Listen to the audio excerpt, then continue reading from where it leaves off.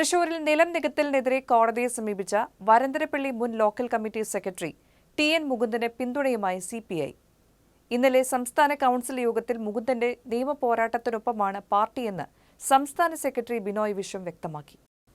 ആദ്യ പ്രതികരണം പാർട്ടിക്ക് ബന്ധമില്ല എന്നായിരുന്നെങ്കിലും പിന്നീട് നിലപാട് മാറ്റുകയായിരുന്നു.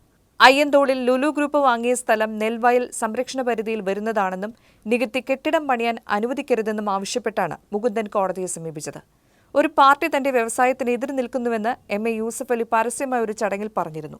പിന്നാലെ താനാണ് പരാതി നൽകിയതെന്നും പാർട്ടിയുമായി ഇതിന് ബന്ധമില്ലെന്നും മുകുന്ദൻ വ്യക്തമാക്കിയിരുന്നു. ആദ്യഘട്ടത്തിൽ മുകുന്ദനെ പിന്തുണയ്ക്കാൻ സിപിഐ നേതൃത്വം തയ്യാറായിരുന്നില്ല. ഇന്നലെ ചേർന്ന സംസ്ഥാന കൗൺസിലിൽ വിഷയം തൃശൂരിൽ നിന്നുള്ള നേതാക്കൾ ഉന്നയിച്ചു. മുകുന്ദന്റെ നിലപാട് ശരിയാണെന്ന രേഖകൾ ചൂണ്ടിക്കാട്ടി നേതാക്കൾ സമർത്ഥിച്ചു.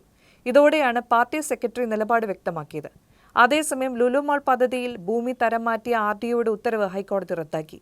ഭൂമി തരം മാറ്റാനുള്ള ലുലു ഗ്രൂപ്പിന്റെ അപേക്ഷ വീണ്ടും പരിഗണിക്കണമെന്നും കോടതി നിർദ്ദേശിച്ചു. ഇത് സംബന്ധിച്ച വിഷയത്തിൽ 4 മാസത്തിനകം ആർഡിഒ തീരുമാനമെടുക്കണമെന്നാണ് ഹൈക്കോടതി പറഞ്ഞിരിക്കുന്നത്. കൃഷി ഓഫീസറുടെ റിപ്പോർട്ട് പരിഗണിക്കണമെന്നും ഹൈക്കോടതി ആവശ്യപ്പെട്ടു.